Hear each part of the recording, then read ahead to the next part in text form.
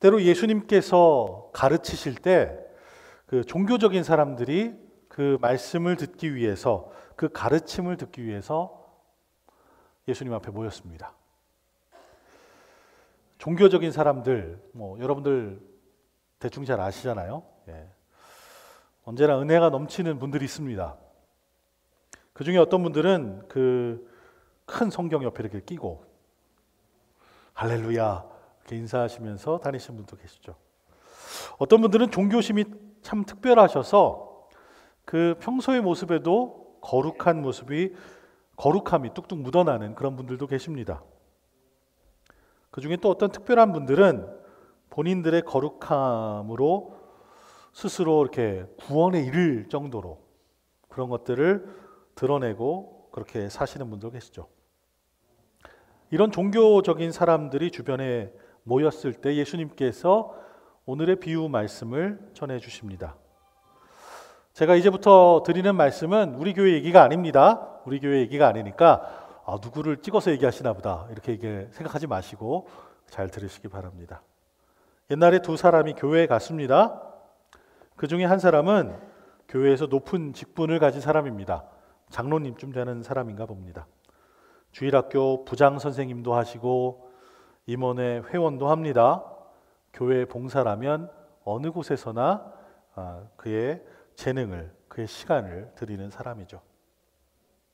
다른 한 사람은 불법 도박도 하고 마약도 팔고 다른 사람한테 자릿세도 뜯고 하는 그런 깡패였습니다.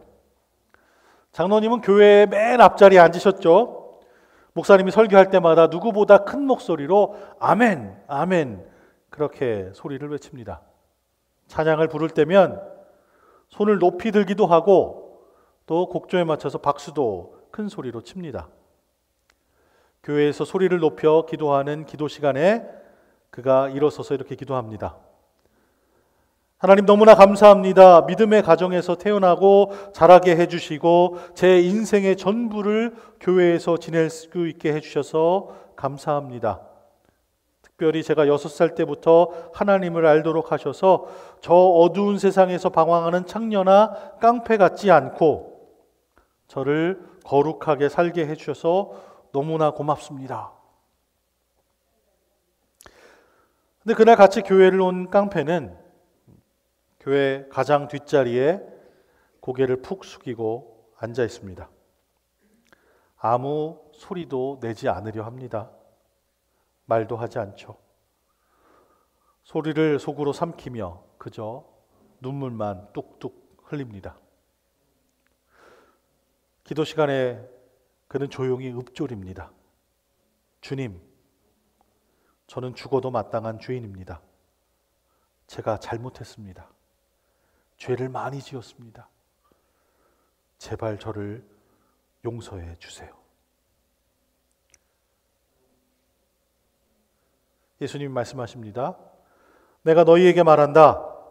오히려 저 장로가 아니라 이 깡패가 그 주일에 용서하심을 받고 집으로 돌아갔다. 누구든지 자기를 높이는 사람은 낮아질 것이요 자기를 낮추는 사람은 높아질 것이다. 오늘 비유 말씀을 제가 좀 바꿔봤습니다. 여러분은 바리새인 같은 사람이 되기 원하십니까? 아니면 세리 같은 사람이 되기 원하십니까? 우리 삶에 참 안다죠. 바리새인이 요즘에 별로 없으니까. 세리라는 사람 성경에서나 봤지 우리 주변에 잘 모르잖아요. 그럼 제가 나눈 이야기를 잘 들으셨잖아요. 그럼 제가 묻습니다. 여러분은 이야기에 나오는 장로님처럼 되기 원하십니까? 아니면 깡패처럼 되기 원하십니까?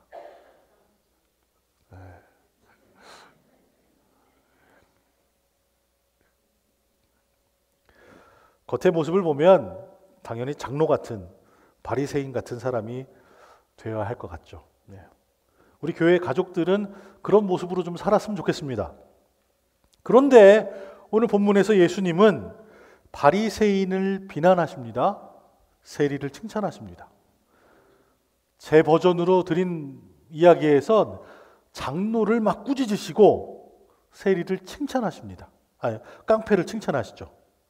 당시 예수님의 이러한 평가는 바리새인들은 물론이고 모든 유대인들의 동의를 얻을 수는 없었을 것입니다. 당시 상식에 맞지 않는 얘기죠. 저도 오늘 이렇게 얘기를 전했는데 여러분 모두 깡패 같아지셔야 합니다. 이렇게 얘기를 하면 우리 상식에도 잘 안 맞죠. 목사님이 오늘 아침을 잘못 드셨나? 이런 생각을 하실 수도 있겠죠. 왜 예수님은 이 종교적인 사람들을 싫어하셨을까요? 예수님은 무슨 이유와 근거로 상식에 맞지 않는 뭔가 고개를 갸우뚱하게 만드는 이런 말씀을 전해주시는 걸까요? 마치 예수님은 종교 지도자들에 대해서 나쁜 그런 감정을 가지고 계신 것처럼 이야기를 하십니다. 예수님이 두 사람을 비교하면서 제자들에게 비유로 말씀을 전해주시는데 바리새인보다는 세리처럼 살아야 한다. 이렇게 얘기를 해주시는 것 같습니다. 예수님께서 종교적으로 권위 있는 사람들을 무척이나 경멸하시는 것처럼 그렇게 복음서에 나와 있습니다. 예수님 당시에 바리새인들, 바리새파 사람들은 공의와 정의를 대표하는 사람들이죠. 그때는 어떤 파들이 있습니다. 바리새파, 사두개파 이런 사람들이 있죠. 사두개인들은 아주 보수적인 사람들입니다. 문자 그대로를 믿는 사람들이죠. 이 사람들은 율법을 연구하는 사람들입니다. 유대인들처럼 어떤 민족을 부르는 이름이 아니라 유대인들 안에서 하나님을 믿는데 이런 믿음을 갖고 있는 사람들을 사두개인, 저런 믿음을 가지고 있는 사람 바리새인 이렇게 부르죠. 사두개파 사람들은 아주 문자적으로 지킵니다. 우리가 계명이 몇 개가 있죠? 네, 힌트를 드렸는데 답은 안 하시네. 몇 개가 있죠? 네, 10계명이 있습니다. 그런데 그것을 그냥 읽고 따르기에는 뭔가 좀 부족하다 생각을 해서 그것들을 세분화해서 이 사람들이 연구를 합니다. 그래서 613가지를 만들어요. 10계명을 자세하게 나눈 거죠. 살인하지 말라 그러면 어떤 경우에는 살인이 되고 아닌가를 쭉 나눠서 10개의 계명을 613가지로 만들죠. 이것들을 다 외웁니다. 훌륭한 사람들이죠. 저희는 10개 계명도 잘 모르는데, 그죠? 제가 힌트를 드려도 답을 잘 못하시는데, 그죠? 예. 이들은 613가지를 잘 지키죠. 사두개인들은 그걸 문자적으로 지키는 사람들이고, 바리새인들은 그것들을 시대에 맞게 계속 연구하면서 어떻게 적용하는 것이 오늘날에 맞는 것인가를 연구하는 사람들입니다. 요즘으로 굳이 따지자면 우리 그리스도인들이 많은데 사두개파 사람들은 아주 보수적인 가치를 이야기하는 미국으로 따지면 침례교인들, 바리새인들은 조금 더 진보적인 가치, 우리가 좀 나은 사회를 만들자 이야기하는 우리 같은 감리교인들이나 성공회 교회 같은 사람들을 이야기할 수 있겠습니다. 이들은 그렇게 모세의 율법을 열심히 연구하는 사람들이고 그것을 실천하는 사람들이죠. 613가지가 넘는 것들을 열심히 외우고 공부하고 지킵니다. 그들은 설교하는 사람들이고 하나님을 연구하는 신학자들이고 성경을 가르치는 교사들이었습니다. 그들은 하나님의 말씀을 열심히 공부하고 다른 사람들에게 어떻게 살아가는 것이 율법을 따르는 삶인지를 가르치는 사람들이었습니다. 우리가 바리새인 하면 성경 공부를 통해서 설교를 통해서 예수님이 맨날 책망하시는 그런 대상이 되니까 이 사람들은 나쁜 사람인가 보다 하는 그런 인식이 있죠. 첫인상이 그렇습니다. 바리새인들은 복음서에서 예수님에게 외식하는 종교인으로 비난을 받았습니다. 겉으로만 삶을 그렇게 사는 사람들이다 라고 손가락질을 받았죠. 그렇다고 해서 바리새인들이 몰상식하거나 죄를 기뻐하고 그런 일들을 하는 못된 타락한 사람들은 결코 아닙니다. 이들은 말씀을 지켜내는 신앙의 힘으로 잃어버렸던 다윗의 시대를 좀 회복하고자 했던 그런 사람들이죠. 목숨을 걸고 말씀을, 율법을 지키는 사람들입니다.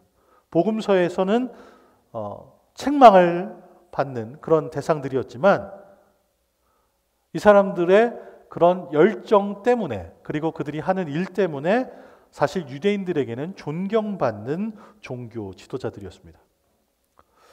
예수님께서는 그런데 오늘 비유를 통해서 이 바리새인이 얼마나 나쁜지 이야기하시면서 동시에 세리가 얼마나 착한지를 얘기하십니다. 세리는 당대에 살았던 여러 가지 그 직업을 가진 사람들 중에 죄인이라고 낙인 찍혀버린 대명사였던 사람들입니다. 당시 유대 나라는 로마에게 나라를 빼앗겼죠. 속국이 되었습니다. 당시 유대 사회에서 로마 제국을 대신해서 세금을 걷어서 그 제국에 바치는 일을 담당했던 사람들이 바로 세리입니다. 예나 지금이나 세금 내는 일은 별로 기분 좋은 일은 아닙니다. 그래서 기왕이면 세금 안 내려고 안 내고 무슨 물건을 사면 괜히 좀 뿌듯하죠. 그런 방법들을 알면 서로 잘 나누기도 합니다. 로마 정부로부터 세금 징수 권한을 위임받았던 터라 그 위에다 자기 목까지 얹어서 악착같이 세금을 징수했던 사람들이죠. 어떻게 보면 그 예전 일제시대에 일본에 부역하면서 동족인 우리 한국 사람들, 조선인들을 괴롭히거나 돈을 뜯거나 했던 그런 앞잡이처럼 여겨졌던 사람들이 바로 세리입니다. 동족에게 로마를 위한 세금을 걷는 세리들은 그래서 인간 쓰레기 취급을 받았습니다. 자신들의 공동체에서 제일 먼저 동족들에게 등을 돌리고 권력에 붙어버린 배신자였죠. 유대인이지만 로마를 위해 살아가는 사람처럼 보였습니다. 로마 제국은 그 돈으로 로마 병사들을 먹이고 유대인들을 무력으로 제압하는 무기를 구입합니다. 그들이 먹을 것, 그들 관리하는 것, 그들의 월급을 주는 돈이 다 그 세금에서 나갔죠. 근데 세리는 그 걷는 세금에다가 자기 몫을 붙이는데 많이도 붙입니다. 엄청난 돈을 챙기고 잘 누리고 살 수 있었던 그런 직업이었습니다. 그래서 그들은 배신자면서 동시에 사기꾼처럼 그렇게 인식이 되었습니다. 제가 이 비유를 설교 초반에 요즘 일처럼 바꾸어서 여러분과 나누었습니다. 바리새인은 임원의 멤버고 교회 장로고 교회 목회를 이끌어가는 평신도 대표들이죠. 그리고 열심히 예배에 참석해서 교회 나오고 교회 여러 사역들을 담당합니다. 제가 나눈 이야기에서 세리는 깡패로 바꾸었습니다. 사회의 암적인 존재고 가난하고 어려운 사람들을 괴롭히거나 나쁜 일들을 도맡아 하는 사람들이죠. 근데 예수님은 이상하게도 교회에 열심히 나오는 사람들은 저주하시고 범죄자를 높이십니다. 우리의 고개가 갸우뚱해 줍니다. 이상합니다. 하지만 여러분이 이 비유를 자세히 살펴보면 이 비유는 종교적인 사람 그리고 범죄자들의 대결 구도를 그리는 이야기가 아니라는 것을 알 수 있습니다. 이 이야기의 제목을 바리새인과 세리에 관한 비유 이렇게 하니까 우리가 그 두 직종을 예수님이 비교하셨다. 대결 구도로 이렇게 생각을 하는데 말씀이 어떻게 시작하는지를 잘 보면 이야기의 핵심은 거기 있는 것이 아니라는 걸 알 수 있습니다. 말씀이 이렇게 시작합니다. 자기가 의롭다고 생각하며 다른 사람들은 업신여기는 몇몇 사람들에게 예수님께서 이런 비유를 들려주셨습니다. 그렇기 때문에 오늘 말씀은 스스로 의롭다 여기는 것에 관한 말씀입니다. 둘은 기도합니다. 하지만 기도 내용이 다릅니다. 바리새인의 기도는 나는 이만큼 살았다. 그렇게 얘기하는 기도입니다. 세리를 비롯한 죄인들과 같이 살지 않았다. 그래서 나는 떳떳합니다. 경건합니다. 자기를 추켜 세웁니다. 그러니 나는 의로운 자가 아니겠느냐 하는 자부심이 그 기도 안에 가득 담겨 있습니다. 근데 이 기도는 누구를 들으라 하는 기도입니까? 다시 말해 누가 들어주기를 바라면서 이렇게 소리 높여 기도를 합니까? 그의 기도는 그저 성전에 올라왔을 주변에 있는 많은 사람들, 그리고 저만치서 자신을 바라보고 있는 세리를 향해서 큰 소리로 내뱉었던 기도입니다.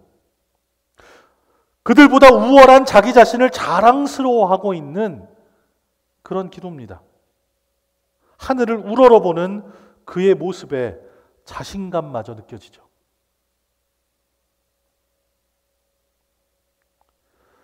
바리새인들은 자신들의 행위를 통해서 자신들이 거룩해지고 의로워졌다, 그렇게 생각을 했습니다. 자신들이 드린 11조를 생각하고 봉사한 것들이 얼마나 많은지, 얼마나 많은 시간을 들였는지 그런 것들을 세어봅니다.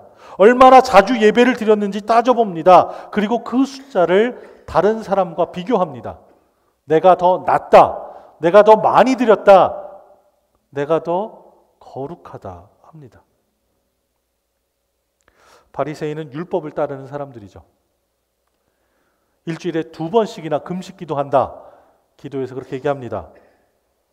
사실 율법은 한 번을 제시하죠. 그런데 그 2배, 2번을 금식을 합니다. 자랑이죠. 자랑입니다. 그런데 세리는 하늘을 올려다 보지도 못합니다. 그가 할 수 있는 기도란 불쌍히 여기소서, 나는 죄인입니다 라는 말뿐입니다. 세리는 자신이 의롭지 않다, 자신을 있는 그대로 고백합니다. 하나님 앞에서 자신을 낮춥니다. 고개를 들지도 못합니다. 성전 중앙에 나가지도 못하고 멀리 서서 가슴을 치고 있습니다. 예루살렘 성전 한가운데는 가장 거룩한 장소라 불리는 지성소가 있죠. 그리고 그곳에는 하나님이 머무셨습니다. 그러니 세리는 감히 하나님 계시는 그 임재 앞으로 나가지도 못하고 자신이 한 일에 대해서 부끄럽고 죄송해서 눈물만 흘리는 겁니다. 깨어지고 찢어진 가슴으로 멀찍이 서 있습니다. 그날 한 죄인이 의롭다 하심을 입었습니다. 사실 죄인은 한 사람이 아니죠. 여러 죄인들 중에 한 사람이 의롭다 하심을 입었습니다. 세리도 죄인이고 바리새인도 죄인입니다. 물론 바리새인은 로마 제국을 도와서 가난하고 힘든 사람들에게 돈을 뜯어내지는 않죠. 동족들에게 등을 돌리지도 않습니다. 하지만 온전히 하나님만 붙드는 것도 하지 못했습니다. 세리가 그러했던 것처럼 깨어진 가슴으로, 찢어진 가슴으로 하나님 앞에 겸손히 자신의 죄를 고백하고 용서를 구해야 하는데 그 일을 하는 것을 실패했습니다. 참된 회개를 실패했습니다. 이 둘은 전혀 다른 사람입니다. 살아온 배경이 다릅니다. 그동안 한 일들도 다 다릅니다. 비유를 통해서 들으셨지만 바리새인은 자신을 도둑들과 간음한 자들과 비교했습니다. 그리고 그들과 다르다는 것을 하나님께 감사했죠. 물론 도둑질하고 간음하면 안 되죠. 그들과 같아서는 안 됩니다.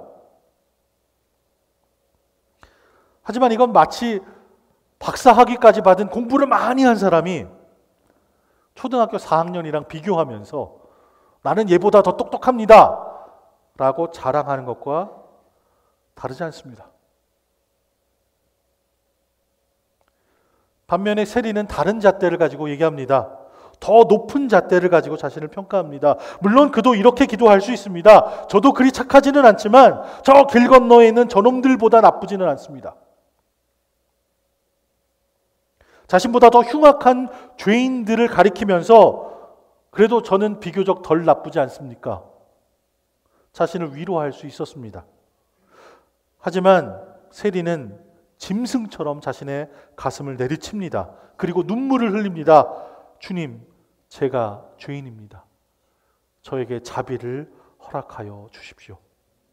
그도 분명히 율법을 알았을 것입니다. 그리고 하나님의 법에 자신을 비추어 보았을 때 그 율법에 거울처럼 선명하게 비춰지는 자신의 모습이 얼마나 흉악한 죄인인지를 두 눈으로 직접 볼 수 있었습니다. 바리새인의 잘못은 자신과 다른 이들을 비교하면서 그의 의의를, 죄를 견주어 보았다는 것이죠. 바리새인만 그런 거 아니죠. 우리도 그렇습니다. 나는 뭐 그렇게 착하지는 않지만 저렇게 살진 않는다. 내가 뭐 성인은 못 되지만 그렇다고 저렇게 흉악한 죄인은 아니지 뭐. 난 착한 거야. 이런 얘기를 뭐 우리는 직접 해보기도 하고 혹은 그런 얘기하는 걸 들어본 적도 분명히 있습니다. 나보다 더 못난 죄인 찾는 일에 우리들은 선수입니다. 주변 들여다보면서 뭐가 틀렸는지, 뭐가 잘못됐는지, 누가 실수했는지 그런 거 들춰내는 것 우리 잘하죠. 여하튼 오늘 본문에 나오는 바리새인은 뻔뻔하게 보이기까지 합니다. 그러니 겸손한 세리가 우리 눈에 더 잘 들어오죠. 주님도 세리를 인정해 주시는 것을 보면 이 세리와 같이 겸손해져야겠다 그런 생각도 듭니다. 근데 이것이 실제로 잘 안 됩니다. 하나님 앞에 늘 겸손해진다는 것, 겸손함을 유지한다는 것 말처럼 쉽지 않죠. 뿐만 아닙니다. 따지고 보면 실제로의 삶 자체만 놓고 볼 때 세리의 편 들어주기 참 어렵습니다. 하나님 앞에 와서 용서받는 건 용서받는 것이고 먹고 살아가는 문제는 다르죠.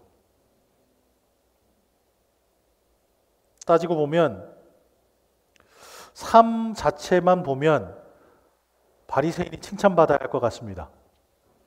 세리는 매일 죄인의 삶을 버리지 못한 채 그렇게 살아가죠. 어쩔 수 없다. 먹고 살려니 이럴 수밖에 없다. 하지만 여전히 그는 부끄러운 삶을 살아갑니다.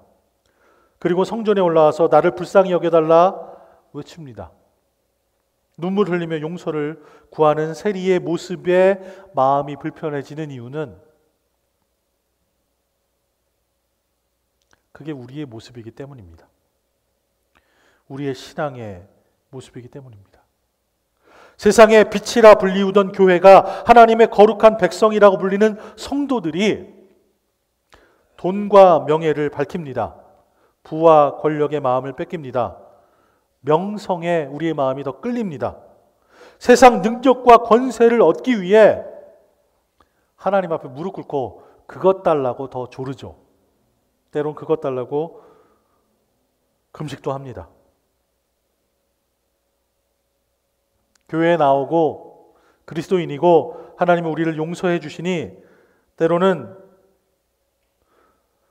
잘못된 방법인지도 알면서 온갖 범법을 행하기도 하고 부끄러운 줄 모르고 살아가는 우리의 모습을 세상에 손가락질합니다.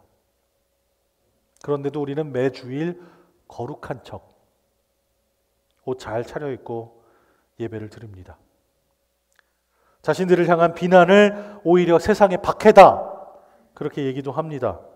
세상의 천덕꾸러기가 되고 조롱의 대상이 되어버린 교회, 그리고 우리의 모습이 꼭 세리와 같다라는 생각은 지나친 생각은 아닐 것입니다. 바리새인은 하나님 앞에 자신을 절대화하려고 노력을 합니다. 말씀 앞에서 끊임없이 자신의 한계를 몰아세웁니다. 거룩해지고 경건해지고 신실하게 살려고 애를 쓰죠. 그리고 이들은 그렇게 그 율법을 살아냈습니다. 어떻게 하면 말씀을 지켜내며 살 것인가 그것만을 생각하면서 사는 사람들이 그들이죠. 사실 이런 사람들이 많으면 많을수록 교회가 거룩해 보이고 건강해질 것처럼 생각되어집니다. 오늘 말씀에 나오는 세리가 했던 일은 그저 자신이 하나님께 용서받지 못할 죄인이라는 그 사실을 고백하며 슬퍼하며 나아간 것이죠. 무엇을 얼마나 노력했냐를 보면 바리새인이 한 게 더 많습니다. 그 노력한 거 보면 거기에다가 점수를 더 많이 줘야 될 것 같아요.